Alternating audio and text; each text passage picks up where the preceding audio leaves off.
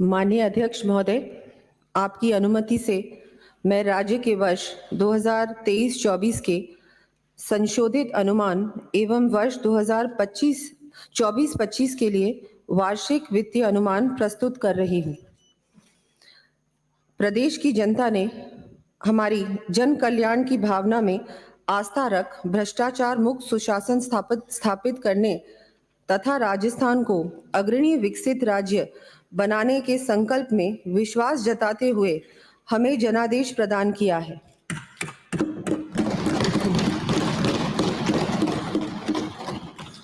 हमें पूर्ण आशा है कि इस सुराज संकल्प की सिद्धि के लिए पूरे मनोयोग से कार्य कर विकसित एवं उन्नत राजस्थान की संकल्पना को मूर्त रूप देने में सफल होंगे।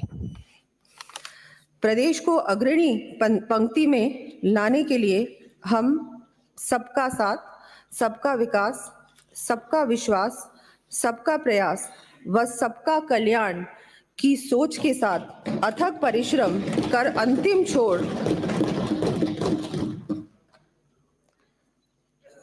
अंतिम छोर तक खड़े व्यक्ति के चेहरे पर मुस्कान लाने का सतत प्रयास करेंगे। प्रसिद्ध कवि शिव मंगल सिंह सुमन की पंक्तियों से प्रेरणा लेकर हम सार्थक प्रयास का संकल्प लेते हैं। गति प्रबल पैरों में भरी, फिर क्यों रहूं दर दर खड़ा, जब आज मेरे सामने है रास्ता इतना पड़ा। जब तक ना मंजिल पा सकूं तब तक मुझे ना विराम है, चलना हमारा काम है, चलना हमारा काम है। माननीय अध्यक्ष महोदय, पिछली सरकार की अदूरदर्शी सोच तथा गलत नीतियों के फलस्वरूप हमें विरासत में बहुत बड़ा कर्जभार मिला है। गत सरकार के कार्यकाल में राज्य पर कुल ऋण भार लगभग दुगना होकर वर्ष 2023-24 के बजट अनुमानों के अनुसार 5,79,781 करोड़ रुपए हो गया है और राज्य का डेट जीएसडीपी अनुपात सामान्य श्रेणी के राज्यों में पंजाब के बाद सर्वाधिक है। इसके साथ ही वर्ष 2023-24 के अंत में राज्य में प्रति व्यक्ति ऋण वर्ष 2017-18 के 36,880 रुपए से बढ़कर 70,800 रुपए हो जाना संभावित है। इसका मतलब कि हमारा कर्ज भार आज की तारीख में दुगना हो चुका है आपकी वजह से। पिछली सरकार के कार्यकाल में लिए गए 2,24,392 करोड़ रुपए के ऋण में से मात्र 93,577 करोड़ रुपए का पूंजीगत व्यय किया गया। इससे स्पष्ट है कि गत सरकार द्वारा लगभग 60% ऋण का उपयोग गैर पूंजीगत राजस्व व्यय हेतु किया गया, अर्थात प्रदेश के दीर्घकालीन विकास व अर्थव्यवस्था को मजबूत करने की ओर समुचित ध्यान नहीं दिया गया। राज्य के संसाधनों के आकलन एवं दीर्घकालिक परिणामों के विचार बिना ही जल्दबाजी में अनेक योजनाएं लागू की गई, जिसके कारण राज्य की राजस्व प्राप्तियों एवं भुगतान में लगातार अंतर बढ़ता गया। बिना किसी प्लानिंग के, बिना किसी जिस तरह से आर्थिक आपको पूरी प्लानिंग करनी चाहिए थी आपने नहीं की, और बिल्कुल वही एक राजनीतिक दृष्टिकोण से आपने घोषणाएं कर दी।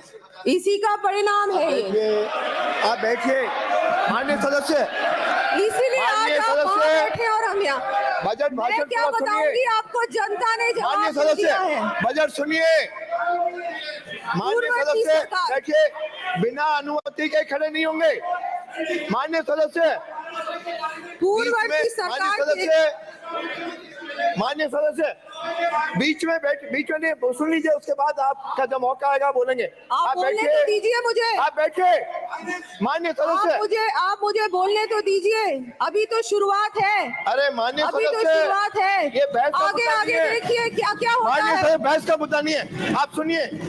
आप सुनिए, जब आपका मौका आएगा तो बोलिए। पूर्ववर्ती सरकार के कार्यकाल में प्रदेश जहां एक विपरीत स्थिति में आ गया, वहीं दूसरी ओर गलत नीतियों, भ्रष्टाचार, लच्चर कानून व्यवस्था, कुशासन एवं तुष्टीकरण के कारण प्रदेश के विकास की गति भी मंद हुई।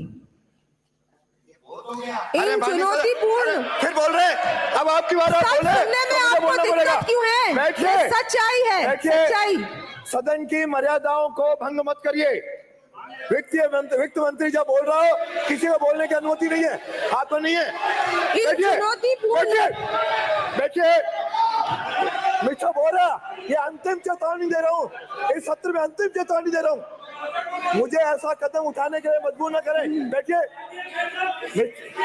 मिस्टर बोरा, अंतिम चेतावनी दे रहा हूँ, आपकी बार खड़े हुए, यू विल बी आउट। बैठिए। माननीय डोटासरा जी बैठिए, माननीय सदस्य बैठिए। आप सुनिए।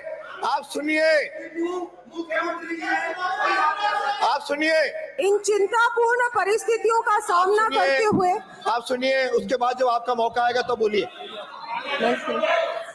इन चिंतापूर्ण परिस्थितियों का सामना करते हुए हम माननीय प्रधानमंत्री श्री नरेंद्र मोदी जी के नेतृत्व वाली केंद्र सरकार के सहयोग के साथ साथ हमारी सरकार की ठोस कार्य योजना, सुशासन एवं कठिन परिश्रम से प्रदेश को सतत विकास के मार्ग पर ले जाएंगे।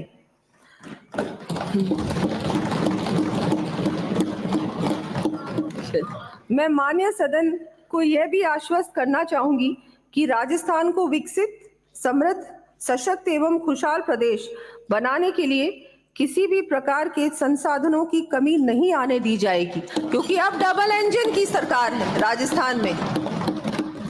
मैं यहाँ सम्मानित सदन को माननीय प्रधानमंत्री श्री नरेंद्र मोदी जी का कथन याद दिलाना चाहूंगी। माननीय सदस्य बीच में खड़े होने की, आप बोलिए, फिर सुनिए, आपको सुनने के लिए जब टिप्पणी आए, जब आपका बहस का नाम आए तब बोलना। हाँ, तब बोलना, मना नहीं है। जब बहस होगी, मैं यहाँ सम्मानित सदन को माननीय प्रधानमंत्री श्री नरेंद्र मोदी जी का कथन याद दिलाना चाहूंगी। पहले कहा जाता था कि इस देश के किसानों की एवं गरीबों की 3 आधारभूत आवश्यकताएं हैं: बिजली, पानी और सड़क। हमने इसमें 2 और चीजों को जोड़ दिया, शिक्षा और स्वास्थ्य। और इन 5 चीजों को प्राथमिकता दी जाए और उन्हें सर्वसुलभ किया जाए तो रोजगार अपने आप पैदा होगा और भावी पीढ़ियों के कल्याण के लिए मजबूत आधार का निर्माण होगा। इसलिए आज हिंदुस्तान के कोने कोने में एक ही मंत्र गूंज रहा है: सबका साथ, सबका विकास, सबका विश्वास और सबका प्रयास। हम इस मंत्र को लेकर विकास को नई ऊंचाइयों पर पहुंचाने का प्रयास कर रहे हैं। बैठे हमने प्रदेश की जनता को बोलेंगे तो ये भी बोलेंगे। हमने प्रदेश की जनता को दिए अपने आश्वासन और माननीय प्रधानमंत्री जी की गारंटियों को लागू करने की दिशा में त्वरित गति से कार्य करना प्रारंभ कर दिया है।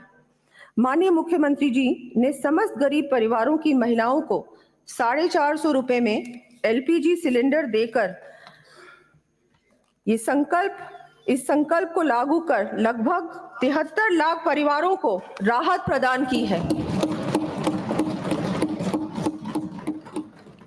हमने जरूरतमंद व्यक्ति को कम कीमत पर गुणवत्तापूर्ण पौष्टिक भोजन उपलब्ध करवाने की दृष्टि से पूर्व में दिए जा रहे 450 ग्राम भोजन की मात्रा को बढ़ाकर श्री अन्नपूर्णा रसोई के माध्यम से 600 ग्राम भोजन देने का निर्णय किया है।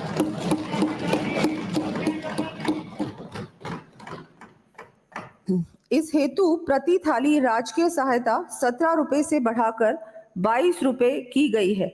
इस योजना के लिए लगभग 350 करोड़ रुपए वार्षिक व्यय होगा। हमारी सरकार आधारभूत संरचना के विकास, दूर दराज के क्षेत्रों विशेषकर ग्रामीण क्षेत्रों में चिकित्सा, शिक्षा, रोजगार आदि सुविधाओं की पहुंच तथा वंचित वर्गों हेतु अतिरिक्त सहायता सामाजिक सुरक्षा पर समान रूप से ध्यान देकर प्रदेश के प्रत्येक व्यक्ति के जीवन में खुशहाली लाने का कार्य करेगी। गत सरकार ने राजनीति से प्रेरित होकर प्रदेश के लाडपुरा, नसीराबाद, सिवाना, आहोर, डग, मालपुरा, गोगुंदा जैसे कई इलाकों क्षेत्रों के लिए कोई योजना स्वीकृत ही नहीं की। अब विकास का क्षेत्रीय संतुलन सुनिश्चित करने की दृष्टि से मैं ऐसे वंचित विधानसभा क्षेत्रों में अतिरिक्त महाविद्यालय, विद्यालय, चिकित्सालय, प्रशासनिक कार्यालय आदि स्थापित अथवा क्रमोन्नत करने के लिए 1000 करोड़ रुपए का प्रावधान करने की घोषणा करती हूँ।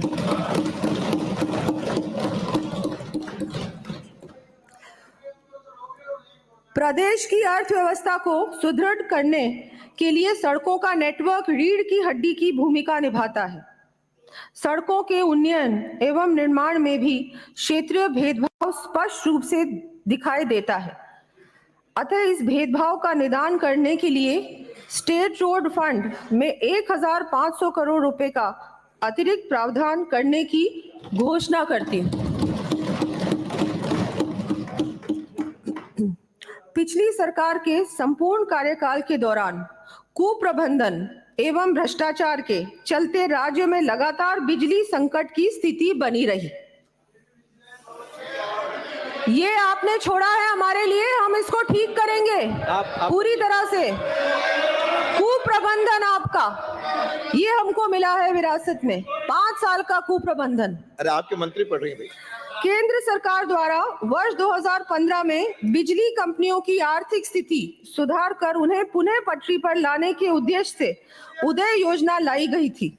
इस योजना के अंतर्गत बिजली कंपनियों का लगभग 62,400 करोड़ रुपए का ऋण भार सरकार द्वारा अपने ऊपर लेते हुए उन्हें इस भार से मुक्ति दिला दी गई थी।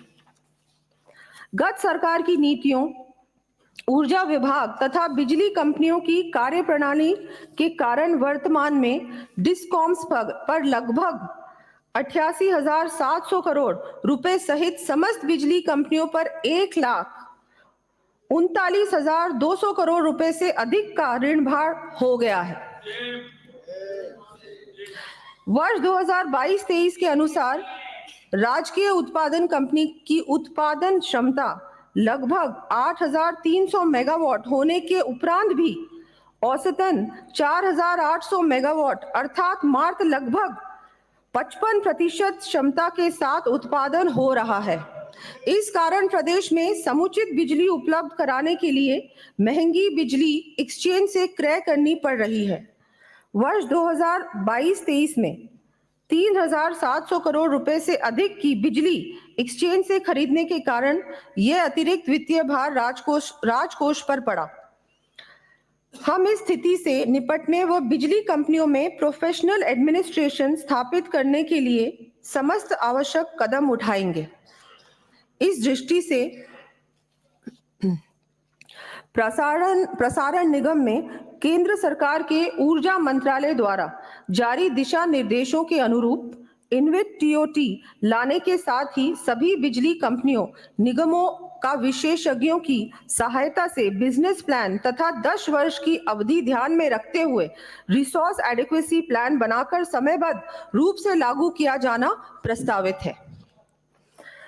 माननीय प्रधानमंत्री जी ने अक्षय ऊर्जा को जन जन से जोड़ते हुए बढ़ावा देने की दृष्टि से अयोध्या में प्रभु श्री राम की प्राण प्रतिष्ठा के पावन एवं ऐतिहासिक दिवस 22 जनवरी 2024 को संपूर्ण देश में 1 करोड़ हाउसहोल्ड्स को सौर ऊर्जा से इलेक्ट्रीफाई करने की महत्वाकांक्षी प्रधानमंत्री सूर्योदय योजना की घोषणा की है।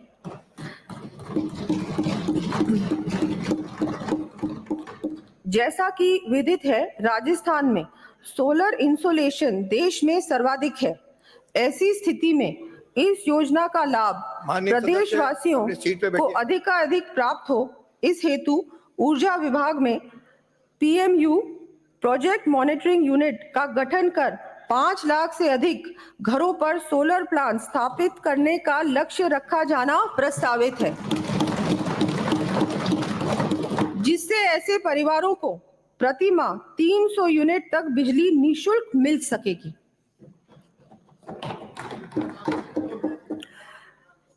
प्रदेशवासियों को प्रदूषण रहित आवागमन की सुविधा उपलब्ध कराने के साथ ही फॉसिल फ्यूल्स की बचत के लिए पब्लिक ट्रांसपोर्ट में इलेक्ट्रिक व्हीकल्स को बढ़ावा देने हेतु इंटरस्टेट के साथ साथ जयपुर, जोधपुर, उदयपुर, कोटा जैसे बड़े शहरों के लिए 500 इलेक्ट्रिक बसेस उपलब्ध करवाए जाने की मैं घोषणा करती हूँ।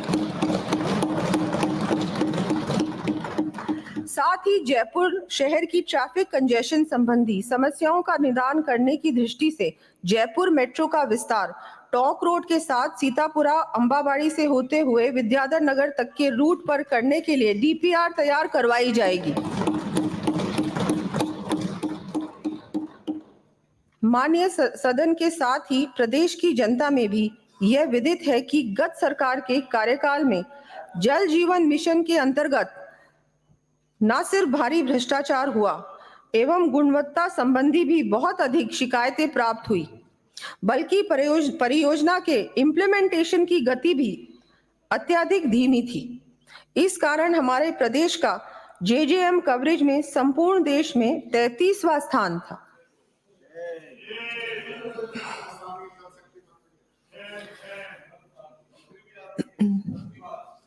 आप लोग इम्प्लीमेंट नहीं करना चाहते थे, साफ साफ बात तो यही है ना। आप बजट भाषण जब हम परियोजना का कार्य पूर्ण आप सुनिए, आप मुझे बोलने तो दीजिए, सदस्य इतने बौखला क्यों रहे? मेरा काम है, मेरा काम मुझे करने दीजिए। मत अरे भाई अरे आप बैठे बैठे माननीय सदस्य बैठे बैठे नहीं, आप करिए अपना। क्यों महिला वित्त मंत्री से कोई दिक्कत है आपको? आप तो फिर आप पढ़िए माननीय सदस्य। अब हम परियोजना का कार्य पूर्ण पारदर्शिता एवं गुणवत्ता के साथ त्वरित गति देते हुए संपन्न करने के लिए सभी संभव प्रयास करेंगे।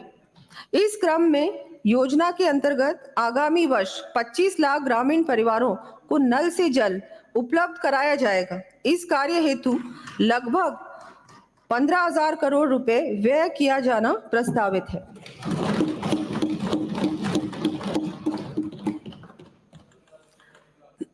गत सरकार द्वारा न सिर्फ जल जीवन मिशन जैसी केंद्र प्रायोजित योजना को पिछड़ने के कारण अत्यधिक संख्या में ग्रामीण परिवारों को उनके घरों में जल की सुविधा से वंचित रखा, अपितु प्रदेश के 21 जिलों में पेयजल के साथ साथ सिंचाई के लिए अति महत्वपूर्ण ईआरसीपी परियोजना को केंद्र सरकार से पूर्ण सहयोग मिलने के बाद भी स्वीकृत नहीं कराया गया।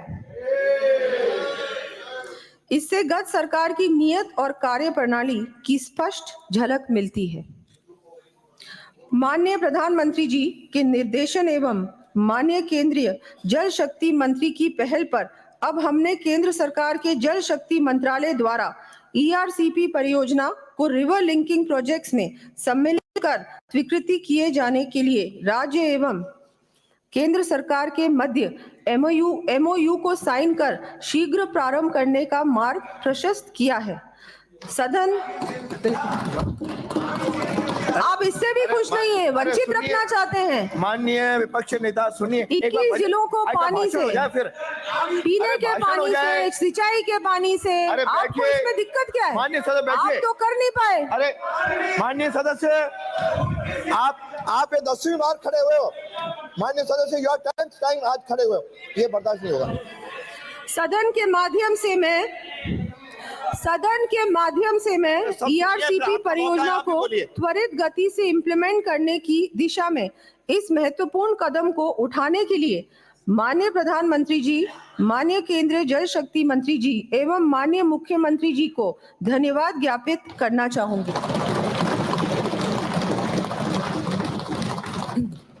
इस महती परियोजना के लिए हम स्टेट शेयर समयबद्ध रूप से उपलब्ध कराना सुनिश्चित करेंगे। हमने वैसे परियोजना को और बढ़ाया है, 21 जिलों को इससे लाभ मिलेगा।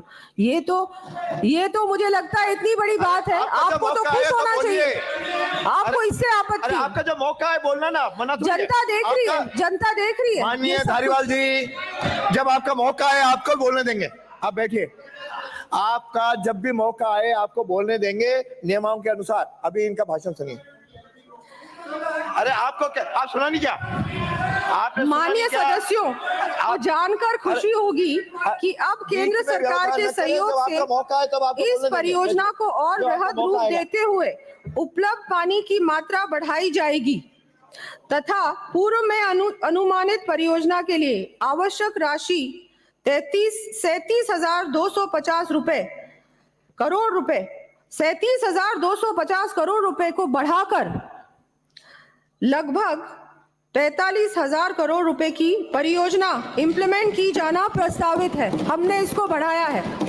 आपको भी इसमें तो खुश होना चाहिए ना, आपको तो हर चीज में आपत्ति। जनता को कोई लाभ नहीं मिलना चाहिए, जनता को प्यासा रखो, भूखा रखो, गरीब रखो। अरे माननीय मंत्री आप बोलिए, आपका मौका दूंगा, आपका मौका दूंगा। पेयजल एवं सिंचाई हेतु आपको मौका, मुझे कहना पड़ेगा क्या? कुछ मुझे कहना पड़ेगा?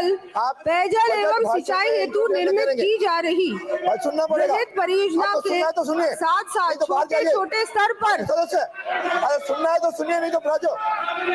आस्थान पांव पे है श्रीमान धारीवाल जी, मैं आपका नाम पुकार रहा हूँ। बैठिए, आप बैठिए। इन सेतु जल संग्रहण करना भी अति आवश्यक है।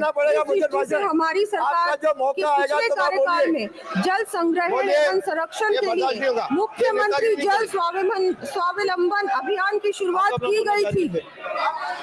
अब मैं पुनः आगामी वर्ष से लगभग 11,200 करोड़ रुपए की राशि से मुख्यमंत्री जल स्वावलंबन अभियान 2.0 शुरू किए जाने की घोषणा करती हूँ। वेल में आओगे, कार्रवाई करनी पड़ेगी। वेल में आओगे, कार्रवाई करनी पड़ेगी। आगामी 4 वर्षों में 20,000 गाँवों में अपने सीटों में जाइए, 5 लाख। अपने सीटों में जाइए, अपने सीटों में जाइए। आप भी बीचों नहीं बोलेंगे। आप मिस्टर बोरा, इसके तहत आगामी 4 वर्षों में 20,000 गाँवों में 5 लाख वाटर हार्वेस्टिंग स्ट्रक्चर्स बनाए जाएंगे। प्रथम चरण में आगामी वर्ष 5,000 से अधिक गाँवों में 3,500 करोड़ रुपए की राशि से 1,10,000 कार्य करवाए जाने प्रस्तावित है। सीटों में जाइए, सबसे निवेदन है, सीटों में जाइए, सीटों में जाइए, वन संरक्षण अपने सीटों में जाइए, अपनी सीट में। आगामी वर्ष, अरे आपने भी पढ़ा है पहले। सीटों में जाइए, सीटों में जाइए।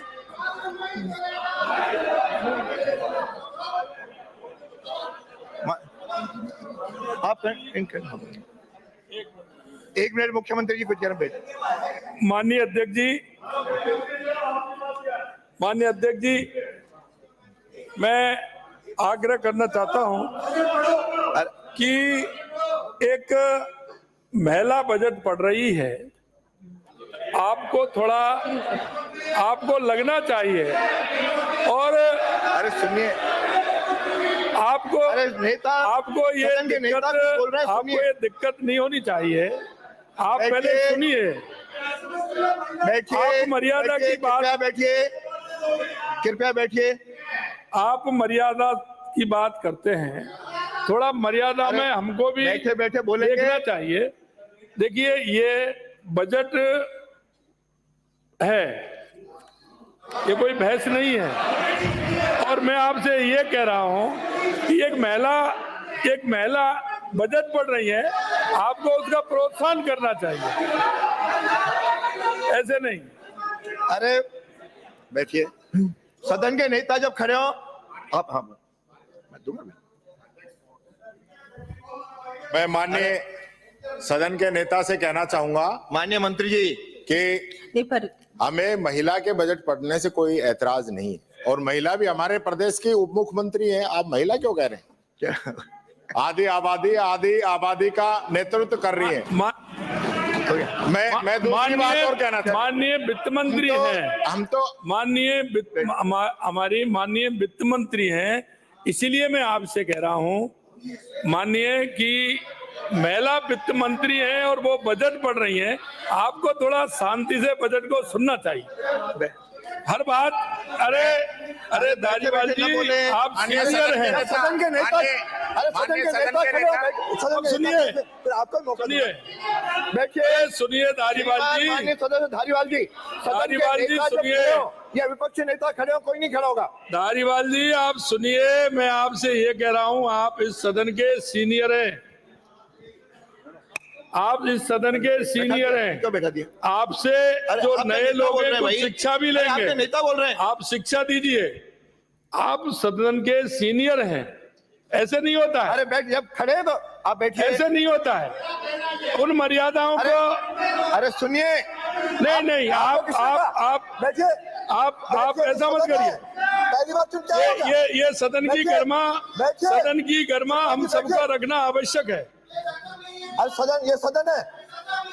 ये सदन की गर्मा रखना हम सबका कर्तव्य है। हम पक्ष विपक्ष बाद में, लेकिन ये सदन है, ये सदन है। हम पक्ष विपक्ष बाद में, पहले ये सदन है और इस सदन की गर्मा हर सदस्य को रखना आवश्यक है।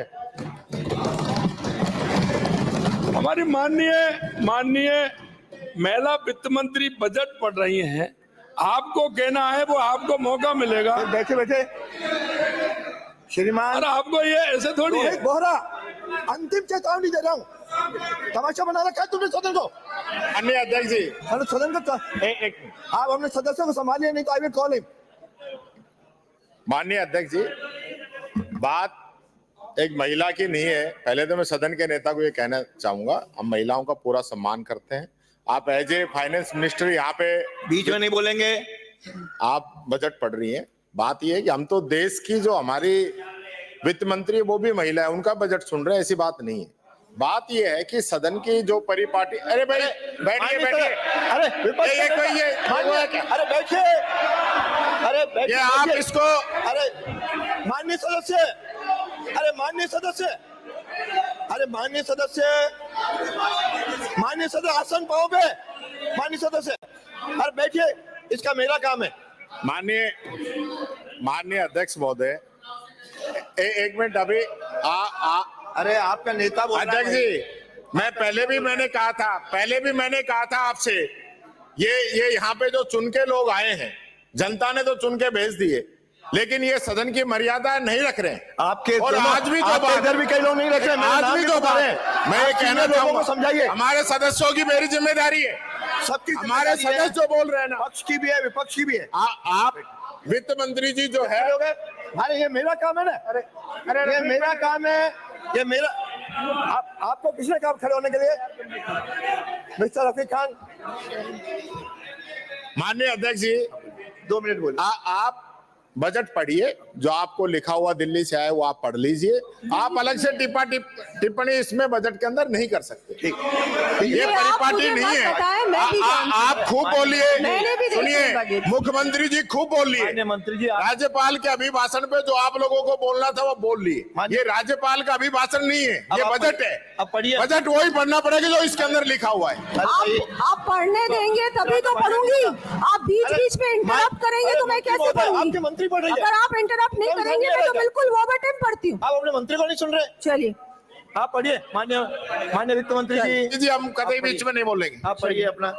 प्रदेश में वन संरक्षण एवं वन जीवों के विकास हेतु आगामी वर्ष ट्री आउटसाइड फॉरेस्ट इन राजस्थान कार्यक्रम के तहत 4 करोड़ पौधे वितरित किए जाएंगे। Rajasthan forestry and biodiversity development project के अंतर्गत वृक्षारोपण, ओरन विकास, पौध वितरण एवं आजीविका संवर्धन गतिविधियों आदि के लिए 300 करोड़ रुपए के कार्य करवाया जाना प्रस्तावित है। अरावली हिल्स को सुरक्षित रखने के लिए इसके आसपास के 30,000 हेक्टेयर क्षेत्र में वृक्षारोपण किया जाएगा।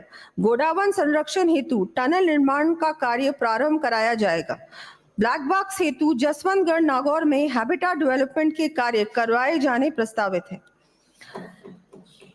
माननीय सदस्यों को विदित है कि प्रदेश की जीएसडीपी में लगभग 30% हिस्सा एग्रीकल्चर एंड एलाइड सेक्टर का है। वर्तमान में कृषि व पशुपालन के राज्य में 85 लाख परिवारों को रोजगार प्राप्त हो रहा है। किसानों के प्रति हमारी सरकार की संवेदनशीलता इस बात से भी प्रकट होती है कि 30 जनवरी 2024 को माननीय मुख्यमंत्री जी ने सदन में पीएम किसान सम्मान निधि योजना के अंतर्गत किसानों के लिए देय वित्तीय सहायता को प्रति परिवार 6,000 से बढ़ाकर 8,000 रुपए वार्षिक करने की घोषणा की है, जिसके लिए 1,400 करोड़ रुपए वार्षिक का प्रावधान प्रस्तावित है। साथ ही प्रथम चरण के रूप में रबी 2023-24 में गेहूं के न्यूनतम समर्थन मूल्य एमएसपी के अतिरिक्त 125 रुपए प्रति क्विंटल बोनस उपलब्ध करवाने का भी निर्णय लिया है। इस पर 250 करोड़ रुपए व्यय होंगे। कृषि के क्षेत्र में प्रदेश को और ऊंचाइयों पर ले जाते हुए हम अपने किसान साथियों को भी अत्यधिक संबल देने की दृष्टि से राजस्थान एग्रीकल्चर इंफ्रा मिशन को शुरू कर प्रारंभ में 2,000 करोड़ रुपए का प्रावधान किए जाने की घोषणा करती हूँ। इसके अंतर्गत 20,000 फार्म पॉन्ड्स, 10,000 किलोमीटर सिंचाई पाइपलाइन, 50,000 किसानों के लिए तारबंदी, 5,000 कृषकों हेतु वर्मी कॉम्पोस्ट इकाइयों एवं नए agro processing clusters, food parks तथा हॉर्टिकल्चर हब स्थापित करने के कार्य हाथ में लिए जाएंगे। साथ ही 500 कस्टम हायरिंग सेंटर्स स्थापित किए जाकर ड्रोन जैसी नई तकनीक भी उपलब्ध कराया जाना प्रस्तावित है। माननीय सदस्यों को विदित है कि मिलेट्स, जिन्हें माननीय प्रधानमंत्री जी द्वारा श्री अन्न की संज्ञा दी गई है, इनके उत्पादन में हमारा प्रदेश देश में अग्रणी स्थान रखता है। प्रदेश में मिलेट्स के उत्पादन को और बढ़ावा देने तथा ग्रामीण परिवारों को अपनी आवश्यकता का अनाज पैदा करने की दृष्टि से आगामी वर्ष 12 लाख किसानों को मक्का, 8 लाख किसानों को बाजरा, 7 लाख किसानों को सरसों, 4 लाख किसानों को मूंग एवं 1-1 लाख किसानों को ज्वार व मोठ के उच्च गुणवत्ता के बीज उपलब्ध करवाया जाना प्रस्तावित है।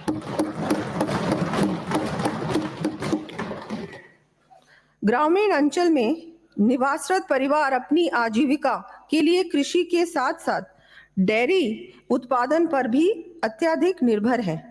हमारी सरकार प्रदेश में गौवंश संरक्षण के साथ ही इस कार्य से जुड़े परिवारों को सहायता देने के लिए सभी आवश्यक कदम उठाएगी। इसी दृष्टि से डेयरी से संबंधित गतिविधियों तथा गौवंश हेतु शेड, खेली का निर्माण तथा दुग्ध चारा बाटा संबंधी उपकरण खरीदने हेतु 1 लाख रुपए तक ब्याज मुक्त शॉर्ट टर्म ऋण उपलब्ध कराने के लिए किसान क्रेडिट कार्ड की तर्ज पर गोपाल क्रेडिट कार्ड योजना प्रारंभ करने की घोषणा करती हूँ। इस योजना में प्रथम चरण में लगभग 5 लाख गोपालक परिवारों को ऋण उपलब्ध कराए जाएंगे। इस योजना पर आगामी वर्ष 150 करोड़ रुपए व्यय होंगे। कृषकों एवं ग्रामीण परिवारों के साथ ही वर्तमान परिप्रेक्ष्य में कई अन्य राज्यों की भांति ही हमारे प्रदेश का युवा भी भविष्य के प्रति आशंका के कारण असुरक्षा व तनाव से ग्रस्त रहता है। ऐसे में युवाओं को संबल प्रदान कर उनके रोजगार के अत्यधिक अवसरों का सृजन करना हमारी सरकार की प्राथमिकता रहेगी। इस क्रम में युवाओं के रोजगार हेतु आगामी वर्ष सरकार के अधीन लगभग 70,000 पदों पर भर्तियां किया जाने की मैं घोषणा करती हूँ। 70,000 पदों पर भर्तियां किए जाने की मैं घोषणा करती हूँ। ये साथ ही युवाओं की काउंसलिंग, अरे आप सुनिए माननीय सदस्य, साथ ही युवाओं की काउंसलिंग के समस्त संभाग मुख्यालयों पर युवा साथी केंद्र की स्थापना किए जाने का भी प्रस्ताव है। इस हेतु 10 करोड़ रुपए व्यय होंगे। पिछली सरकार के कार्यकाल में पेपर लीक जैसी घटनाएं होने तथा समय पर परीक्षाओं का आयोजन नहीं होने से प्रदेश के युवाओं के भविष्य के साथ अन्याय हुआ।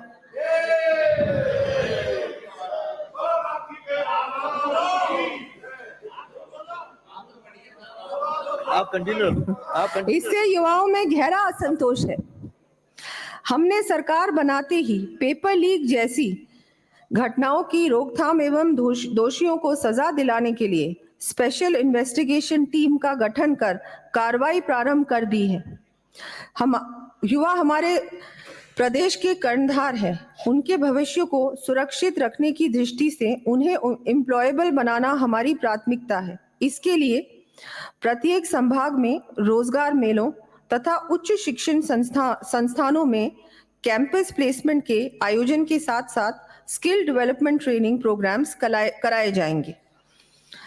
भर्ती परीक्षाएं समयबद्ध आयोजित कराने के लिए राजस्थान लोक सेवा आयोग, राजस्थान कर्मचारी चयन बोर्ड आदि का वार्षिक भर्ती परीक्षा कैलेंडर जारी किया जाएगा। मुख्यमंत्री पर्यटन कौशल विकास कार्यक्रम प्रारंभ कर आगामी 2 वर्षों में 20,000 युवाओं एवं लोक कलाकारों को गाइड हॉस्पिटैलिटी पारंपरिक कला संबंधी प्रशिक्षण दिया जाकर एम्प्लॉयबल बनाया जाएगा। माननीय अध्यक्ष महोदय, मानव क्षमता के उन्नयन, न्याय संगत और न्यायपूर्ण समाज के निर्माण तथा राष्ट्रीय विकास में शिक्षा के महत्व को देखते हुए केंद्र सरकार द्वारा राष्ट्रीय शिक्षा नीति 2020 लाई गई। हम प्रदेश में स्कूल शिक्षा, उच्च शिक्षा तथा तकनीकी शिक्षा को इस फॉरवर्ड लुकिंग नीति के अनुसरण में गुणवत्तापूर्ण बनाएंगे। सभी वंचित वर्गों तक भी शिक्षा की पहुंच को सुलभ करने की दृष्टि से मैं आगामी वर्ष से अल्प आय वर्ग, लघु, सीमांत, बटाईदार किसानों एवं खेतिहर श्रमिकों के परिवार के छात्र छात्राओं को केजी से पीजी तक निःशुल्क शिक्षा प्रदान करने की घोषणा करती हूँ।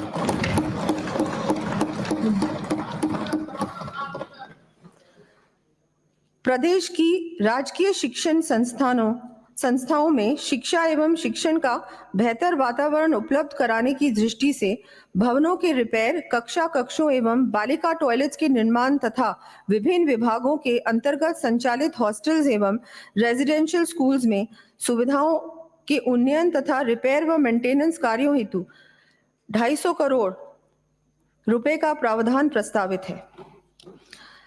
आर्थिक रूप से कमजोर परिवार के छात्र छात्राएं विद्यालय में हीन भावना से ग्रस्त ना हो तथा उन्हें भी शिक्षा हेतु आवश्यक स्कूल बैग, किताबें तथा यूनिफॉर्म उपलब्ध हो सके, इस दृष्टि से राजकीय विद्यालयों में पढ़ने वाले कक्षा 1 से 8वीं तक के समस्त विद्यार्थियों तथा कक्षा 9 से 12वीं तक की छात्राओं को आगामी वर्ष प्रति विद्यार्थी 1,000 रुपए की सहायता प्रदान किए जाने की मैं घोषणा करती हूँ।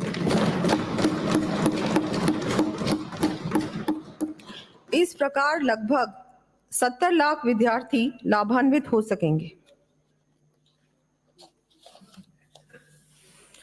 प्रदेश में युवाओं की ऊर्जा एवं उनके out of the box ideas का समाज, प्रदेश एवं देश की उन्नति में सार्थक योगदान हो तथा इसके साथ ही उन्हें अपने सपने साकार करने के समुचित अवसर मिले, इस दृष्टि से जयपुर, बीकानेर, भरतपुर एवं उदयपुर में Atal innovation studio and accelerators की स्थापना करने की घोषणा करती हूँ। इन एक्सेलरेटर्स में software coding, robotics fab lab एवं मल्टीमीडिया VFX संबंधी विश्व स्तरीय सुविधाएं उपलब्ध होंगी। इस हेतु 1,000 करोड़ रुपए व्यय होंगे। आज देश के बड़े शहरों में जहां एक ओर बढ़ती आबादी के कारण आवश्यक सुविधाओं पर अत्यधिक दबाव पड़ रहा है, वहीं दूसरी ओर युवाओं को रोजगार की समस्या का सामना भी करना पड़ रहा है। इसके समाधान के लिए कई राज्यों ने सैटेलाइट सिटी विकसित कर सफलता प्राप्त की है। उदाहरण के लिए मुंबई के निकट पुणे, हैदराबाद के निकट साइबराबाद एवं अहमदाबाद के निकट गिफ्ट सिटी की यूटिलिटी और सक्सेस से सभी अवगत है। माननीय प्रधानमंत्री जी द्वारा लाए गए गति शक्ति कार्यक्रम के तहत केंद्र सरकार भी इस हेतु सहायता उपलब्ध कराती है। हमारे प्रदेश में जयपुर शहर 40 लाख से अधिक आबादी के साथ इस समस्या से जूझ रहा है। इस क्रम में मैं जयपुर के निकट हाईटेक सिटी विकसित किए जाने की घोषणा करती हूँ। इस हाईटेक टाउनशिप में IT, fintech, financial management, AI, ML सहित अन्य न्यू एज सब्जेक्ट्स के संस्थानों, कंपनियों को स्थापित करने हेतु स्पेशल इंसेंटिव्स दिए जाएंगे। साथ ही यहां वर्ल्ड क्लास सिटी के अनुरूप निवासियों को समस्त सुविधाएं भी उपलब्ध हो सकेंगी। युवाओं के ऑलराउंड पर्सनालिटी डेवलपमेंट में स्पोर्ट्स का अत्यधिक महत्व है। युवाओं के लिए प्रेरणा के साथ ही किसी भी प्रदेश के लिए गौरव का विषय होगा कि उसके युवा ओलंपिक्स में भाग लें। ओलंपिक्स में भाग लेने के लिए प्रदेश के 50 प्रतिभाशाली युवाओं को ट्रेनिंग किट, कोच सहित सभी विश्व स्तरीय सुविधाएं उपलब्ध कराने की दृष्टि से मिशन ओलंपिक्स 2028 की मैं घोषणा करती हूँ। इसके लिए जयपुर में centre of excellence for sports भी स्थापित किया जाएगा। इस हेतु 100 करोड़ रुपए का प्रावधान प्रस्तावित है। साथ ही जयपुर, भरतपुर एवं उदयपुर में बालिकाओं के लिए residential girls sports institutes 25-25 crore रुपए की राशि से स्थापित किया जाना प्रस्तावित है।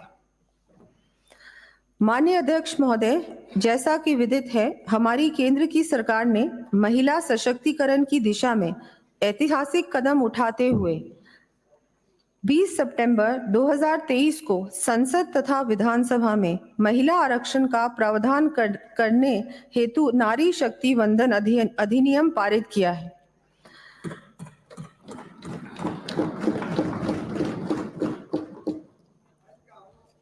इसमें भी महिलाओं को खुशी नहीं है।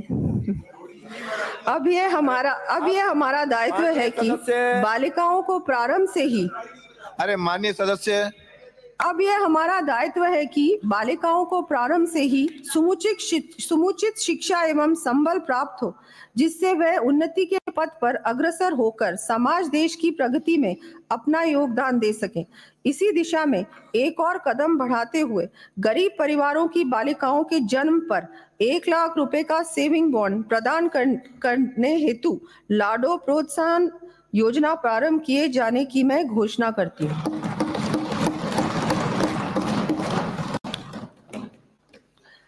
माननीय प्रधानमंत्री जी द्वारा महिलाओं के आर्थिक सशक्तिकरण हेतु प्रारंभ की गई लखपति दीदी योजना के अंतर्गत प्रदेश में कार्यरत स्वयं सहायता समूहों में से 2,80,000 महिलाएं एवं उनके परिवार 1 लाख रुपए से अधिक की वार्षिक आमदनी कर रहे हैं। इस योजना को और अधिक गति देते हुए आगामी वर्ष 5 लाख परिवारों की आय 1 लाख रुपए वार्षिक तक ले जाने का कार्य किया जाना प्रस्तावित है।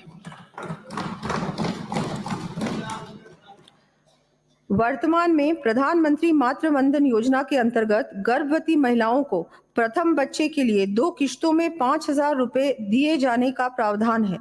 आगामी वर्ष प्रदेश में प्रथम चरण के रूप में इसे बढ़ाकर 6,500 रुपए किए जाने की घोषणा करती हूँ। इस पर 90 करोड़ रुपए का व्यय प्रस्तावित है। साथ ही प्रदेश के प्रत्येक ब्लॉक स्तर पर एक आंगनबाड़ी को स्वास्थ्य जांच, पोषण तथा प्री स्कूल एजुकेशन की दृष्टि से उत्कृष्ट बनाने के लिए आदर्श आंगनबाड़ी के रूप में उन्नयन किया जाएगा। इस हेतु 20 करोड़ रुपए का व्यय होगा। मैं माननीय सदन को स्वामी विवेकानंद का कथन याद दिलाना चाहूंगी। It is a privilege to serve mankind, for this is the worship of God. God is here in all these human souls. He is the soul of man. अर्थात मानव जाति की सेवा करना सौभाग्य की बात है, क्योंकि यह ईश्वर की पूजा है। ईश्वर यही है, इन सभी मानव आत्माओं में वह मनुष्य की ही तो आत्मा है। हमारी सरकार इसी भावना से समस्त प्रदेशवासियों विशेषकर अल्पायत वर्ग तथा विभिन्न वंचित वर्गों को सहायता व संबल देने का कार्य करेगी। केंद्र सरकार द्वारा आयुष्मान भारत योजना के माध्यम से देश के कोने कोने में आम आदमी को उत्कृष्ट चिकित्सा सुविधा उपलब्ध कराने का कार्य किया जा रहा है। हमारी गत सरकार द्वारा प्रदेश में भामाशाह स्वास्थ्य बीमा योजना के माध्यम से आर्थिक रूप से कमजोर परिवारों को चिकित्सा सुविधा सरकारी व साथ ही निजी अस्पताल चिकित्सालयों में भी उपलब्ध कराए जाने की पहल की गई थी। आज कैंसर जैसी गंभीर बीमारियों का इलाज भी नई तकनीक से ओपीडी में संभव हो रहा है। अतः आमजन को गंभीर बीमारी की स्थिति में और अधिक राहत देने की दृष्टि से अब मैं प्रदेश में मुख्यमंत्री आयुष्मान आरोग्य योजना में आईपीडी के साथ साथ डे केयर पैकेज जोड़ने की घोषणा करती हूँ। प्रदेश में तृतीय चरण में 4,875 करोड़ रुपए की लागत से स्थापित किए जाने वाले 15 मेडिकल कॉलेजों की स्वीकृति जारी होने के पश्चात भी विगत सरकार द्वारा कार्य न केवल अत्यधिक विलंब से शुरू किए गए बल्कि कार्य करने की गति भी बहुत धीमी रही। हालत यह रही कि केंद्र से प्राप्त 1,500 करोड़ रुपए की राशि भी पूर्ण रूप से खर्च नहीं हो पाई। हम समस्त मेडिकल कॉलेजों का कार्य प्राथमिकता से पूरा करते हुए सभी आवश्यक संसाधन उपलब्ध करवाएंगे जिससे आमजन को चिकित्सा सुविधा का पूरा लाभ मिल सके। साथ ही सड़क दुर्घटनाओं में होने वाली मृत्यु की बढ़ती हुई संख्या को देखते हुए मानव जीवन को बचाने के उद्देश्य से आगामी वर्ष प्रदेश के हाईवेज पर 25 एडवांस लाइफ सपोर्ट एम्बुलेंसेज उपलब्ध करवाया जाना प्रस्तावित है। भारतीय चिकित्सा पद्धतियों को आमजन के स्वास्थ्य लाभ की दृष्टि से प्रोत्साहन देने के लिए केंद्र सरकार द्वारा आयुष मिशन की स्थापना कर कार्य को गति दी गई थी। अंतर्राष्ट्रीय योग दिवस 21 जून 2024 के अवसर पर ब्लॉक स्तर तक बृहद रूप से आयोजन किए जाएंगे तथा प्रदेश में आयुष कार्यक्रम के संचालन के लिए आगामी वर्ष लगभग 250 करोड़ रुपए का प्रावधान प्रस्तावित है। माननीय सदस्यों को विदित है कि 30 जनवरी 2024 को सदन में माननीय मुख्यमंत्री जी द्वारा जरूरतमंदों के लिए 1,500 रुपए मासिक सामाजिक सुरक्षा पेंशन देने के हमारे संकल्प को पूरा करने की ओर एक और बड़ा कदम उठाते हुए प्रथम चरण में वर्तमान में देय 1,000 रुपए मासिक पेंशन को बढ़ाकर आगामी वर्ष से 1,150 रुपए करने की घोषणा कर दी गई है। इस हेतु आगामी वर्ष 1,800 करोड़ रुपए का अतिरिक्त प्रावधान प्रस्तावित है।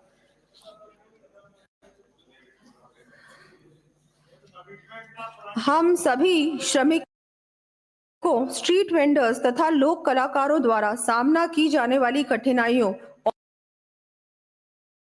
और भविष्य संबंधी आशंकाओं से भी भली भांति परिचित हैं। श्रमिकों एवं स्ट्रीट वेंडर्स को वृद्धावस्था में भी संबल प्राप्त हो, इस दृष्टि से मैं 18 से 45 वर्ष आयु वर्ग के श्रमिकों के लिए मुख्यमंत्री विश्वकर्मा पेंशन योजना लागू करने की घोषणा करती हूँ। इस योजना में 60 से 100 रुपए मासिक प्रीमियम देने पर 60 वर्ष आयु पूर्ण करने के उपरांत 2,000 रुपए प्रति माह पेंशन प्राप्त होगी। शेष लगभग 400 रुपए प्रति माह प्रति व्यक्ति का प्रीमियम राज्य सरकार द्वारा वहन किया जाएगा। ये पेंशन मुख्यमंत्री वृद्धजन सम्मान पेंशन के अतिरिक्त होगी। इस योजना हेतु 350 करोड़ रुपए का प्रावधान प्रस्तावित है। इसके साथ ही प्रदेश के 60 से 80 वर्ष तक की आयु के वरिष्ठ नागरिकों को रियायती यात्रा सुविधा प्रदान करने के उद्देश्य से राज्य की सीमा में रोडवेज बसों के किराए में वर्तमान में दी जा रही 30% छूट को बढ़ाकर 50% किया जाना भी प्रस्तावित है।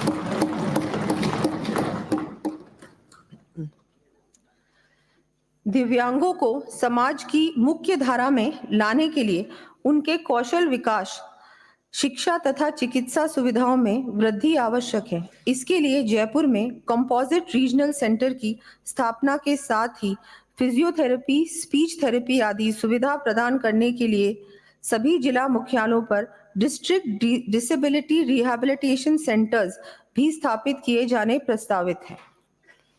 हमारे देश के महान स्वतंत्रता सेनानी लोकमान्य बाल गंगाधर तिलक ने कहा था, समस्या संसाधनों या क्षमता की कमी की नहीं है, किंतु इच्छा शक्ति की कमी की है। मैं सदन के माध्यम से प्रदेश की जनता को आश्वस्त करना चाहूंगी कि हमारी सरकार आमजन, विशेषकर वंचित वर्गों के सर्वांगीण विकास के लिए दृढ़ इच्छा शक्ति से कार्य करेगी। जैसा कि माननीय सदस्यों को विदित है, ये सुनिश्चित करने के लिए कि कोई भी पात्र व्यक्ति अथवा परिवार सरकारी योजनाओं का लाभ लेने से वंचित ना रह जाए, इस उद्देश्य से माननीय प्रधानमंत्री जी की पहल पर प्रदेश भर में विकसित भारत संकल्प यात्रा शिविरों का आयोजन किया गया है। इसी क्रम में यह भी अति आवश्यक है कि हमारे पंचायती राज संस्थाएं एवं स्थानीय नगरीय निकाय मजबूती से प्रदेश के कोने कोने में बसे हर परिवार तक संबल पहुंचा सके। इस दृष्टि से इन ग्रासरूट डेमोक्रेटिक इंस्टीट्यूशंस को और अधिक सशक्त करने के लिए राज्य की शुद्ध कर आय की वर्तमान में निर्धारित एसएफसी ग्रांट को 6.75% से बढ़ाकर आगामी वर्ष के लिए 7% करने की घोषणा करते हैं।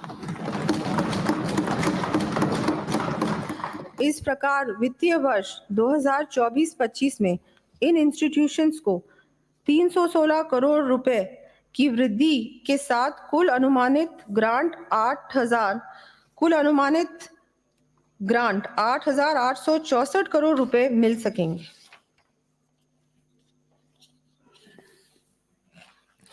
माननीय प्रधानमंत्री जी द्वारा 15 अगस्त 2014 को आर्थिक रूप से पिछड़े परिवारों को संबल देने के साथ ही सरकार की विभिन्न योजनाओं के अंतर्गत दी जाने वाली सहायता बिना किसी पिलफरेज के पूर्ण पारदर्शिता से लाभार्थी परिवारों तक पहुंच सके, इस हेतु जनधन योजना के माध्यम से सभी परिवारों के बैंक खाते खोलने के कार्य का शुभारंभ किया गया था।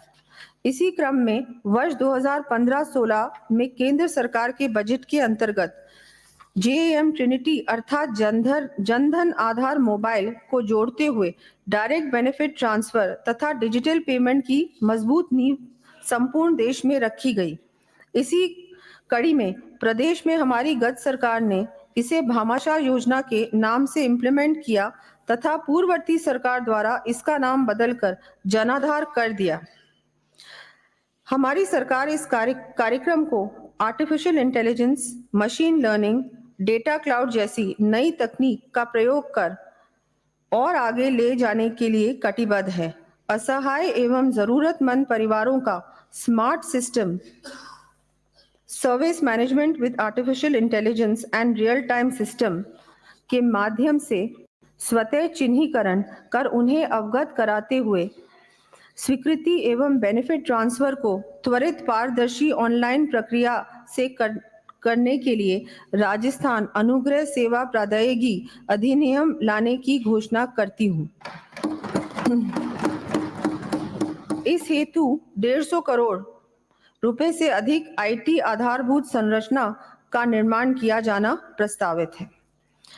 आमजन तक सरकारी सेवाओं का लाभ पहुंचाने में राजकीय कर्मचारियों की महती भूमिका को देखते हुए आगामी वर्ष कर्मचारियों को पदोन्नति के अतिरिक्त अवसर उपलब्ध करवाने के लिए डीपीसी हेतु 2 वर्ष की छूट दिया जाना प्रस्तावित है।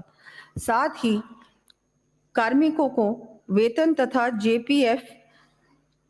जीपीएफ संबंधी सभी सूचनाएं विवरण मोबाइल ऐप के माध्यम से ऑनलाइन उपलब्ध करवाए जाएंगे।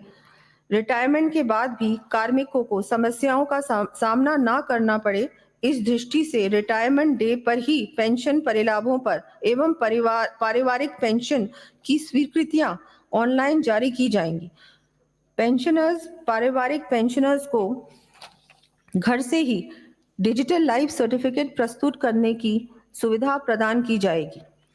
Rajasthan government health scheme RGHS के अंतर्गत कार्मिकों एवं पेंशनर्स को कॉन्फिड के माध्यम से दवाइयों की डोरस्टेप डिलीवरी सुविधा प्रदान की जाएगी। राज्य में सुशासन स्थापित करने एवं जन कल्याणकारी योजनाओं के इम्प्लीमेंटेशन में मानदेय कार्मिकों तथा नगरीय निकायों व पंचायती राज संस्थाओं के जनप्रतिनिधियों की महती भूमिका को ध्यान में रखते हुए आगामी वर्ष समस्त मानदेय कर्मियों यथा मिनी आंगनबाड़ी कार्यकर्ता, सहायिका, आशा कार्यकर्ता, सहयोगिनी, माँ बाड़ी कार्यकर्ता, मिड डे मील कुक कम हेल्पर, लांगरी, होमगार्ड्स, रेक्सिको कर्मियों तथा नगरीय निकायों व पंचायती राज संस्थाओं के जनप्रतिनिधियों के मानदेय में 10% वृद्धि किए जाने की मैं घोषणा करती हूँ।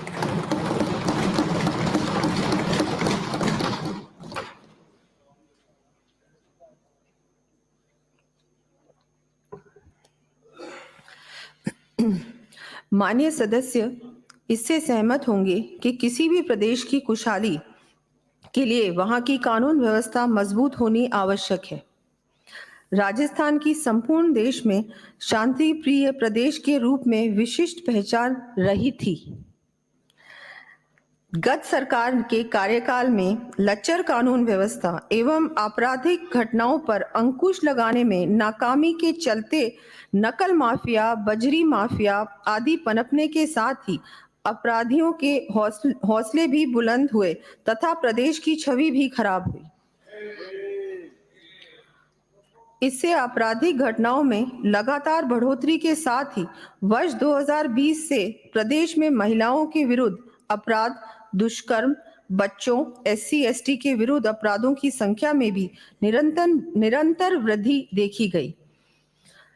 प्रदेश में अपराधों के नियंत्रण, बेहतर कानून व्यवस्था तथा आमजन को त्वरित न्याय दिलाने के लिए पुलिस आधुनिकीकरण एवं संबंधित आधारभूत संरचना के लिए 200 करोड़ रुपए का police modernisation and infrastructure fund गठित किए जाने की मैं घोषणा करती हूँ।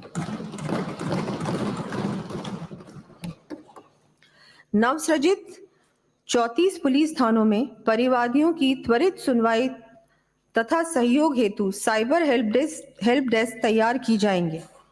स्थानीय प्रशासन एवं विभिन्न एजेंसियों के समन्वय से हॉटस्पॉट क्षेत्रों में साइबर क्राइम नियंत्रण के लिए ठोस कार्य योजना बनाई जाएगी। साथ ही प्रदेश में बालिका महिलाओं के लिए सहज एवं सुरक्षित वातावरण तैयार करने की दृष्टि से प्रत्येक जिले में, क्योंकि ये सिर्फ मर्दों का प्रदेश नहीं है, महिला सुरक्षा हमारे लिए प्राथमिकता है। प्रत्येक जिले में एंटी रोमियो स्क्वाड के गठन के साथ ही शेष रहे 174 पुलिस थानों में वुमेन हेल्प डेस्क स्थापित की जाएंगी। बालिका महिलाओं से छेड़छाड़ व अपराध की प्रभावी रोकथाम के लिए प्रत्येक जिले में प्राथमिकता के आधार पर सार्वजनिक स्थलों, बालिका छात्रावासों एवं नारी निकेतों में CCTV कैमरे स्थापित करने के उद्देश्य से लाडली सुरक्षा योजना शुरू किए जाने की मैं घोषणा करती हूँ।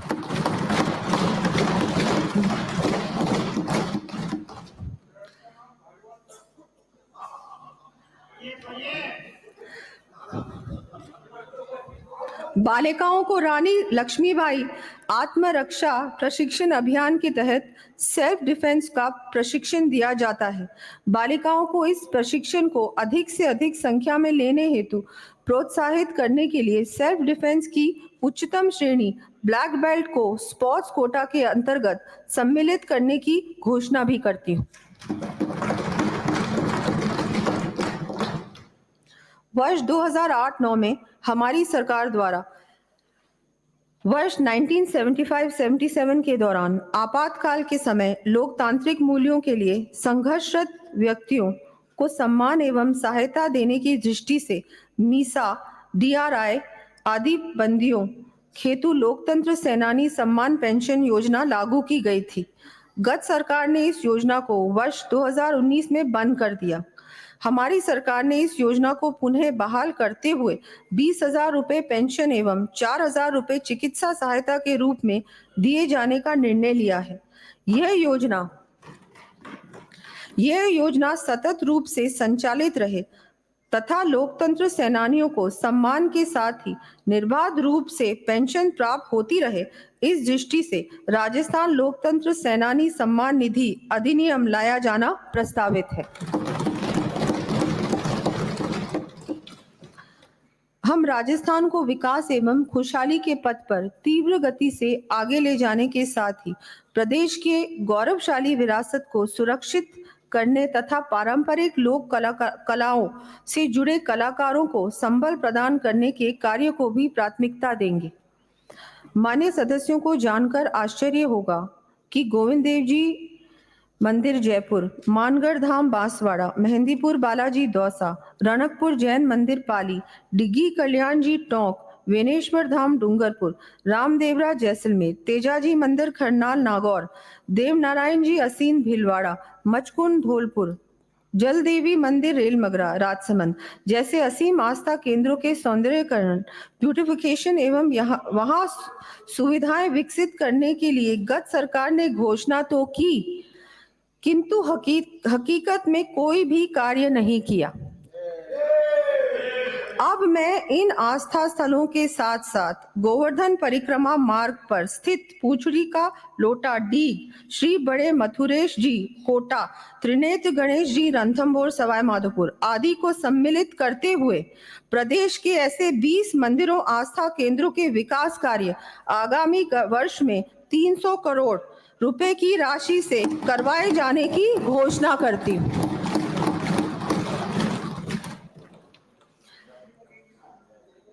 प्रदेश की ऐतिहासिक विरासत की झांकी दिखाने वाले अल्बर्ट हॉल जयपुर, राजकीय म्यूजियम अलवर, चित्तौड़गढ़, बीकानेर एवं जोधपुर सहित 10 प्रमुख म्यूजियम का उन्नयन करने तथा स्टेट आर्काइव्स बीकानेर के अंतर्गत पब्लिक गैलरी के निर्माण के लिए 50 करोड़ रुपए के कार्य हाथ में लिए जाएंगे। राजस्थान प्रदेश रणबांकुरों की जननी के रूप में देश विदेश में अपनी अलग ही पहचान रखता है। आज भी महाराणा प्रताप जैसे शूरवीर प्रदेश के निवासियों के लिए प्रेरणा स्रोत हैं। इस दृष्टि से मैं महाराणा प्रताप के जीवन से जुड़े विभिन्न स्थलों चावंड, हल्दीघाटी, गोगुंदा, कुंभलगढ़, देवेर, उदयपुर आदि को सम्मिलित करते हुए महाराणा प्रताप टूरिस्ट सर्किट विकसित करने के लिए 100 करोड़ रुपए का प्रावधान करने की घोषणा करती हूँ। साथ ही भारतीय फौज में राजस्थान के युवाओं के शौर्य व बलिदान को सम्मान देने के लिए प्रदेश में आर्म्ड फोर्सेस म्यूजियम की स्थापना के लिए DPR बनाए जाने के लिए 2 करोड़ रुपए का प्रावधान प्रस्तावित है। स्थानीय वनस्पतियों के संरक्षण तथा पर्यावरण जागरूकता को बढ़ावा देने के लिए खेजड़डी जोधपुर में Amrita Devi Bishnoi indigenous plant museum स्थापित किया जाना प्रस्तावित है। माननीय अध्यक्ष महोदय, देश के लोकप्रिय पूर्व प्रधानमंत्री भारत रत्न अटल बिहारी वाजपेयी जी ने कहा था, एक व्यक्ति को सशक्त करना देश को सशक्त करना है और यह सशक्तिकरण तेज आर्थिक प्रगति एवं शीघ्र सामाजिक बदलाव से ही संभव है। हम राजस्थान प्रदेश को अमृत काल खंड के अंत तक वर्ष 2047 तक देश की प्रगति में योगदान देने वाला अग्रिम राज्य बनाने के लिए श्रद्धेय अटल बिहारी वाजपेयी जी की सीख के अनुसार आर्थिक समृद्धि के पथ पर अग्रसर करेंगे। इस क्रम में आमजन को राहत देने के साथ ही प्रदेश में निवेश पर भी ध्यान केंद्रित करना आवश्यक है। मैं माननीय सदन के माध्यम से प्रदेशवासियों को विश्वास दिलाना चाहती हूं कि प्रदेश की अर्थव्यवस्था को पटरी पर लाने तथा आमजन के जीवन स्तर को उत्थान व जन कल्याणकारी योजनाओं के प्रभावी इम्प्लीमेंटेशन के लिए सार्थक कदम उठाए जाएंगे। इस कड़ी में हमने प्रदेश के आर्थिक उन्नयन के लिए Rajasthan economic revival task force के गठन का निर्णय लिया है। उद्यमिता, निवेश एवं विकास को प्रोत्साहित करने के लिए राज्य सरकार प्रोसीजरल सरलता व पारदर्शिता के लिए प्रतिबद्ध है।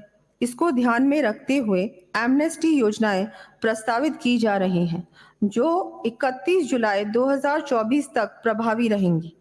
वैट एमनेस्टी, अंतर्राज्यीय बिक्री के प्रकरणों, लंबित विवादित प्रकरणों तथा केवल ब्याज की मांग वाले प्रकरणों में बकाया राशि का 10 से 20% जमा करवाने पर शेष राशि माफ की जाएगी। Stamp duty amnesty, stamp duty की मांग के प्रकरणों में ब्याज एवं पेनल्टी की 100% छूट दिया जाना प्रस्तावित है। ट्रांसपोर्ट एमनेस्टी, वाहन स्वामियों को राहत प्रदान करने हेतु एमनेस्टी योजनाएं प्रस्तावित है, जो इस प्रकार है।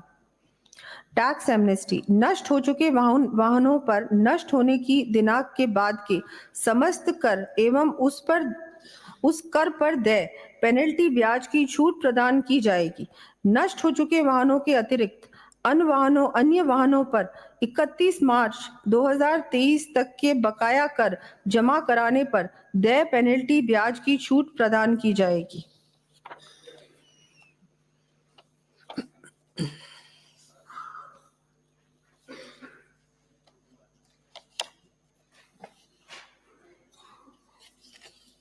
ई रवाना एमनेस्टी, खान विभाग से प्राप्त सूचना के आधार पर दर्ज ओवरलोडिंग अतिभरण के प्रकरणों में कंपाउंडिंग राशि में 96% तक छूट प्रदान की जाएगी।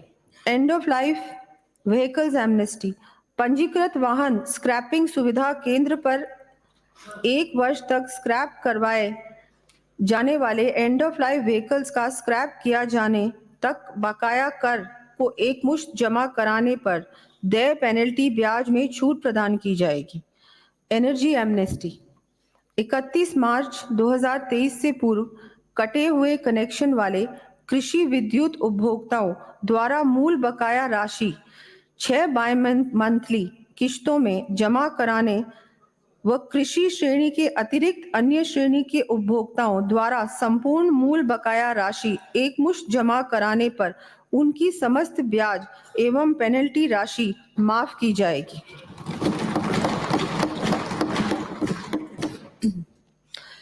प्रदेश में ईज ऑफ डूइंग बिजनेस को प्रभावी कर आमजन को और अधिक सुविधाएं प्राप्त करवाने की दृष्टि से पक्षकारों द्वारा स्वयं भरी गई सूचनाओं के आधार पर पंजीयन हेतु उनका दस्तावेज स्वतः तैयार हो सकेगा।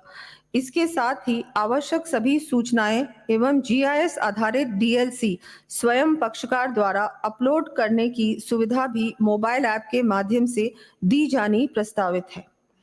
दस्तावेजों के ऑनलाइन एनीवेयर रजिस्ट्रेशन के कार्य को गति देने के लिए मौका निरीक्षण हेतु ऑनलाइन ऐप विकसित करते हुए क्वालिफाइड मौका निरीक्षकों को इम्पैनल करने की कार्रवाई की जाएगी। भौतिक स्टैम्प पत्रों के स्थान पर स्टैम्प ड्यूटी के ऑनलाइन माध्यमों यथा ई ग्रास एवं राज स्टैम्प को बढ़ावा दिया जाएगा तथा रिफंड की प्रक्रिया को भी सरल व ऑटोमेट किया जाएगा। आमजन के साथ ही निवेशकों को अपनी परियोजना संबंधी पंजीयन कार्य के लिए दर नहीं भटकना पड़े, इस दृष्टि से टोल फ्री हेल्पलाइन के साथ ही सभी जिलों में चरणबद्ध रूप से 24/7 कार्य करने वाले आदर्श रजिस्ट्रेशन केंद्र स्थापित किए जाएंगे। प्रदेश में स्टैंप एवं रजिस्ट्रेशन से संबंधित विभिन्न शुल्कों की दरों के डिमिस्टिफिकेशन की दृष्टि से उन्हें चरणबद्ध रूप से रिवाइज कर रैशनलाइज किया जाएगा। स्वच्छ व पारदर्शी प्रशासन के सिद्धांत की बेहतर पालना सुनिश्चित करने हेतु वाणिज्यिक कर तथा आबकारी विभागों में कार्यों की चरणबद्ध रूप से फेसलेस मैनेजमेंट की व्यवस्था की जाएगी। इस दृष्टि से प्रदेश में online integrated tax management system, integrated excise management system, तथा जन आधार वॉलेट को और अधिक सुदृढ़ एवं व्यापक किया जाएगा। वर्तमान में परिवहन विभाग के द्वारा ई लाइसेंस एवं ई रजिस्ट्रेशन सर्टिफिकेट जारी करने की प्रक्रिया निर्धारित करने के बाद भी आमजन को स्मार्ट कार्ड के लिए राशि 200 रुपए का अतिरिक्त व्यय करना होता है। अब आमजन को इस अतिरिक्त व्यय से मुक्त करने के लिए स्मार्ट कार्ड व्यवस्था को समाप्त करते हुए ई ड्राइविंग लाइसेंस एवं ई रजिस्ट्रेशन सर्टिफिकेट की व्यवस्था लागू किया जाना प्रस्तावित है।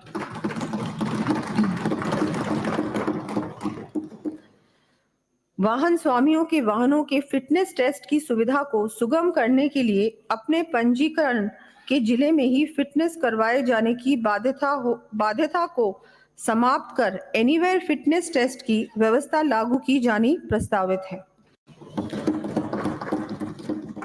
राज्य के किसानों के हितों तथा आम उपभोक्ताओं की जरूरतों को ध्यान में रखते हुए चीनी और गुड़ पर मंडी शुल्क को समाप्त किया जाना प्रस्तावित है।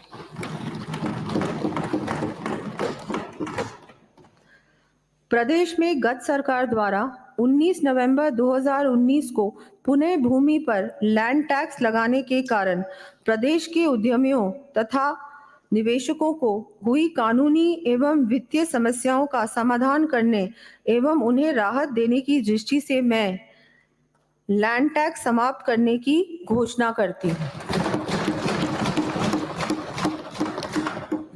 साथ ही पूर्व में सृजित लैंड टैक्स की डिमांड के संबंध में एमनेस्टी देते हुए मात्र मूल टैक्स की डिमांड का 10% जमा कराने पर शेष डिमांड भी समाप्त करना प्रस्तावित है। अब मैं वर्ष 2024-25 के बजट अनुमानों के संक्षिप्त तथ्य सदन के समक्ष प्रस्तुत कर रही हूं। वर्ष 2024-25 में 4,86,615 करोड़ 10 लाख रुपए का कुल व्यय अनुमानित है। इन बजट अनुमानों में राजस्व व्यय 2,82,247 करोड़ 65 लाख रुपए और राजस्व प्राप्तियां 2,58,378 करोड़ 29 लाख रुपए अनुमानित की गई है। राजस्व घाटा 23,869 करोड़ 36 लाख रुपए का अनुमानित किया गया है। राज्य का राजकोषीय घाटा 67,240 करोड़ 48 लाख रुपए होना अनुमानित किया गया है, जो कि राज्य सकल घरेलू उत्पाद GSDP के 3.95% रहने का अनुमान है। राज्य का डेट GSDP रेशियो 37.48% रहना अनुमानित है। मैं माननीय सदन के माध्यम से प्रदेशवासियों को यह विश्वास दिलाती हूं कि राज्य की अर्थव्यवस्था में गुणात्मक सुधार के लिए हम हर संभव प्रयास करेंगे, हर कदम उठाएंगे। Fiscal responsibility and budget management act की धारा 5 के अंतर्गत प्रत्येक वित्तीय वर्ष में वार्षिक बजट के साथ प्रस्तुत किए जाने वाले मध्यमकालिक राज्य वित्तीय नीति विवरण और राज्य वित्तीय नीति युक्ति विवरण सदन में प्रस्तुत किए जा रहे हैं।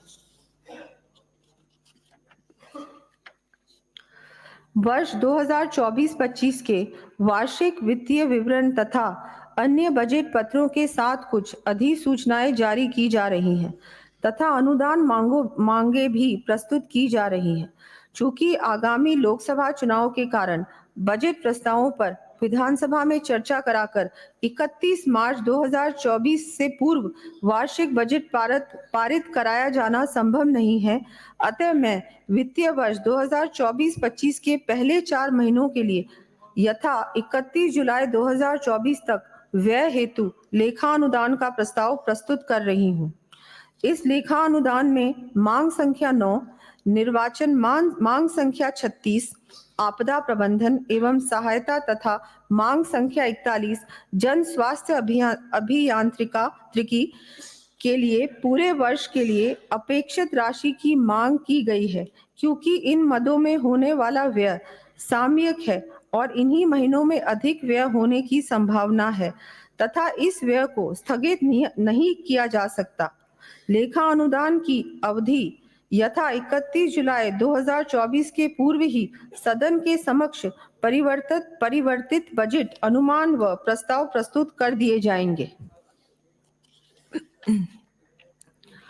हम राजस्थान को विकसित प्रदेश बनाने, इसकी गौरवशाली विरासत को संरक्षित करने एवं प्रदेशवासियों को समृद्ध बनाने के लिए प्रतिबद्ध हैं। युवाओं, महिलाओं, बुजुर्गों, किसानों, मजदूरों तथा वंचित वर्गों को सशक्त कर उनकी सहभागिता सुनिश्चित करते हुए विकसित एवं उन्नत राजस्थान के निर्माण की परिकल्पना को साकार किए जाने के लिए प्रभावी कदम उठाएंगे। मैं देश के लोकप्रिय पूर्व प्रधानमंत्री भारत रत्न अटल बिहारी वाजपेयी जी की ये पंक्तियां याद करना चाहूंगी। बाधाएं आती हैं, आए, घिरे प्रलय की घोर घटाएं, पांवों के नीचे अंगारे, सिर पर बरसे यदि ज्वालाएं, निज हाथों में हंसते हंसते आग लगाकर जलना होगा, कदम मिलाकर चलना होगा, कदम मिलाकर चलना होगा।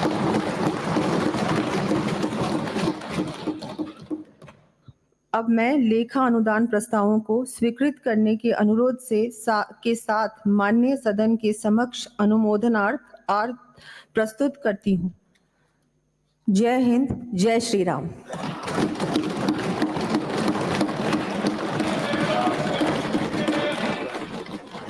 एक मिनट।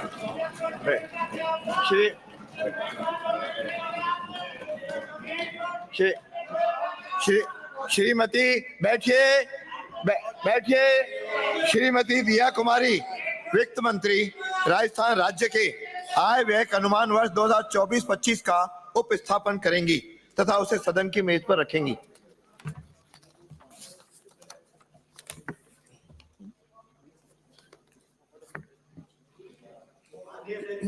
अध्यक्ष महोदय, मैं आपकी अनुमति से वर्ष 2024-25 के लिए लेखा अनुदान वोट ऑन अकाउंट संबंधी विवरण प्रस्तुत करती हूँ। पहले वो पढ़ना है, ये भी पढ़ना था, पहले पढ़ लिया, पढ़ना दोनों ही। अध्यक्ष महोदय, मैं आपकी अनुमति से राजस्थान राज्य के आय व्यय अनुमान वर्ष 2024-25 का उपस्थापन करती हूँ एवं इसे सदन की मेज पर रखती हूँ। लेखानुदान संबंधी प्रस्ताव पर मतदान। श्रीमती दिया कुमारी, वित्त मंत्री, लेखानुदान संबंधी प्रस्ताव मतदान हेतु प्रस्तुत करेंगी। अध्यक्ष महोदय, मैं आपकी अनुमति से वर्ष 24-25 के लिए लेखा अनुदान वोट ऑन अकाउंट संबंधी विवरण प्रस्तुत करती हूँ। प्रश्न ये है कि राज्यपाल महोदय को 31 मार्च 2000